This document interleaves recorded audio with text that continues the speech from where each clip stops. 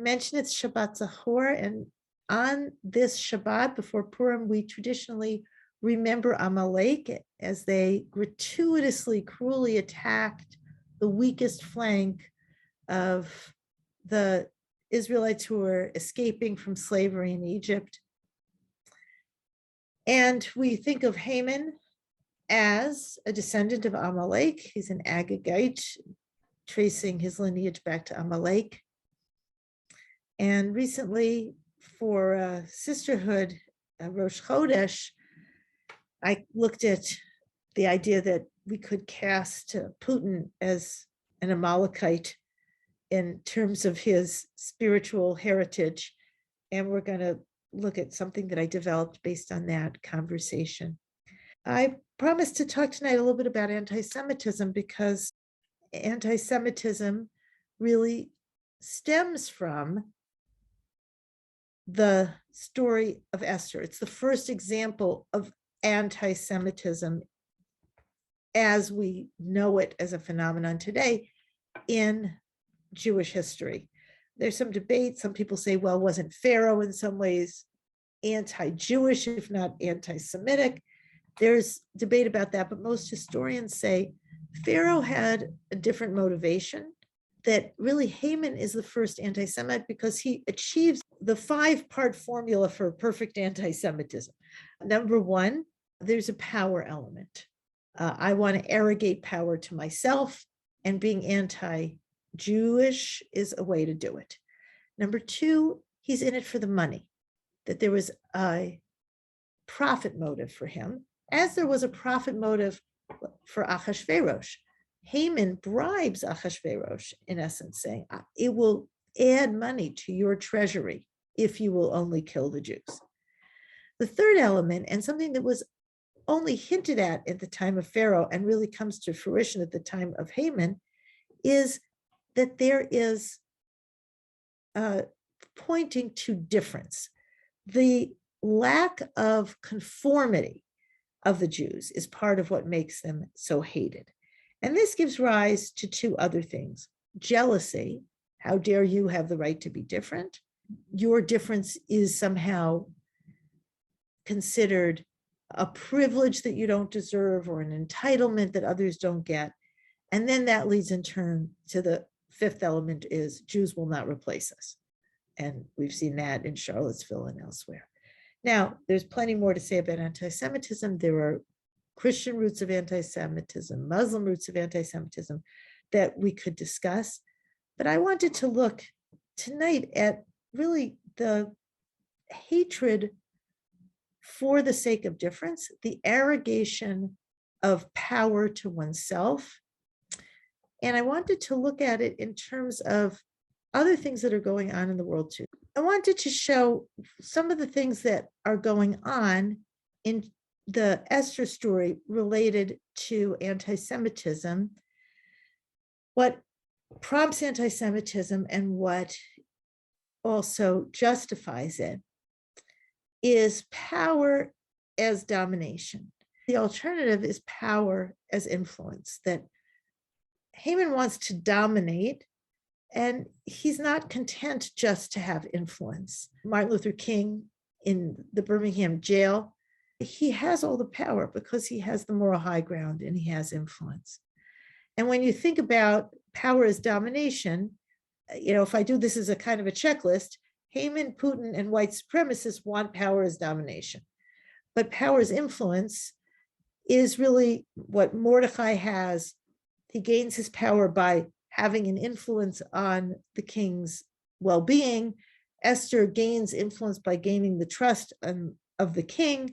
We see Zelensky today doesn't have nearly the firepower or the military power, even the power to defend himself and his family that he would wish for, but he has a power of influence unlike anything that Putin could put together. And really the question before us in terms of anti-Semitism is, will white supremacists in this country and elsewhere have influence? We know that they seek domination, but will they have influence? Just because I think his influence is so important today, And because I see Zelensky as a modern day combination of Esther and Mordecai, and Putin as a modern day Haman, here's some quotes from Zelensky that relate to power's domination. The president can't change the country on his own, but what can he do? He can give an example. We will build the country of opportunities where all are equal before the law and where all the rules are honest and transparent, the same for everyone. And for that, we need people in power who will serve the people. This goes back to what's the motivation for a Haman, a Hitler, an Achashverosh even. What the motivation is not to serve. The motivation is to be served, to gain power, to gain money. And what we really seek is a servant leader like Mordecai, like Zelensky. So another aspect of this is everyone must bow down to me as a god. And obviously that leads to arrogance and entitlement. And we see this in Amalek. No one is allowed to have more than I have. That's Haman's attitude. That's the attitude of a lot of white supremacists. Who are these non-Christians, non-whites, who are having as much, and in some cases more, than I have? How dare they? When Haman saw that Mordecai would not kneel or bow down low to him, Haman was filled with rage. And that is a key. The Jews fought for their lives with incentive and passion and courage. And obviously, the Ukrainians are fighting for their lives too.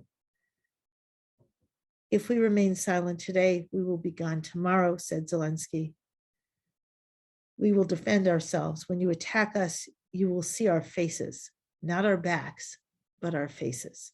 This is the story of why the Maccabees succeeded, why Esther and Mordecai succeeded, is a smaller, less powerful group with their backs against the wall can achieve amazing defense, even against superior power. One of the things about today with Zelensky and the fight against Haman back in the day was that the hero of both stories was a comical hero. It was considered ridiculous that a woman, a mere woman, could best and outwit the lead advisor to the king. That was the double humiliation. Not only was he defeated, he was defeated by a woman. And we have, of course, a comedian who's playing the hero today. I'm not a politician, said Zelensky. I'm just a simple person who has come to break down this system. I think that is a key to curing any kind of hatred. Simple people who are willing to dismantle the system. Remember the beautiful quote that we so often cite. Do not imagine that you, of all the Jews, will escape with your life by being in the king's palace, Mordecai said to Esther. On the contrary, if you deliberately keep silent in this crisis, relief and deliverance will come to the Jews, or we might say today to the Ukrainians, from another quarter, while you and your father's house will perish. And who knows, perhaps you have reached a royal position for just such a crisis as this. So we're thinking about anti-Semitism today. American Jews are living in terms of Jewish history like royalty. We have access to power in this country. We are some of the powerful in this country in a way like never before. So if Jews are attacked, or if other vulnerable people are attacked, really it's up to us to act. And if we don't act, then the promise of the Megillah is that help will come from another quarter, but we will not be whole and we will not be the same. So maybe it was for just such a moment as this that you were placed here, is an idea for Mordecai, Esther. I would put her in there, but certainly we can look at the story of Purim as saying that even things that seem random may be part of God's plan. And that's something that Zelensky affirmed. The willingness to fight, the willingness to say that I'm willing to even risk my life is something from both modern day and from the Megillah. Esther says, after she fasts, after she gathers her community around her, I'll go to the king, even though if the scepter doesn't point to me, it could be the end of me. If I perish, I perish. The enemy marks Zelensky as the #1 target, and his family is #2. Still, he stays and he fights. Now, the key element that I referenced at the beginning is that Haman describes difference and independence as a threat. There's a certain people scattered among and dispersed among the provinces of your realm whose customs are different, vidatehem shonot, from those of any other people, and they do not obey the king's customs. That's a canard. V'lamelech ein shavel lahanicha. It's not worthwhile, and it's not even just, you could translate it, for your majesty to tolerate them. This is the source of all kinds of racism and hatred, not just anti-Semitism. Those people are different. And similarly, it's not a difference in culture that should create enmity between Russia and Ukraine. We are different, but it is not a reason to be enemies. We want to determine our history by ourselves in peace, calm, and honesty. I think one interesting twist that's new in the world of anti-Semitism today is that there's an accusation that the Jews are too powerful. Now, that has its roots. The Jews control the media, the Jews control the banks, the Jews control Hollywood. The Israelis are the mighty ones who are the oppressors. There's a kind of a trope to that, but I think it's stronger today than ever, this idea that the real sin of difference of the Jews is not that they have different customs or that they have a different religion, but that they have outsized influence or outsized power, and that's opposed. And that's a little bit new. I don't like to ever leave us with just the statement of oy and vey. So I want to see, what's there? If we're not going to solve anti-Semitism tonight, there are a couple of things in the offing that we can do. So one is the Purim holiday itself says, don't let the existence of anti-Semitism steal your joy.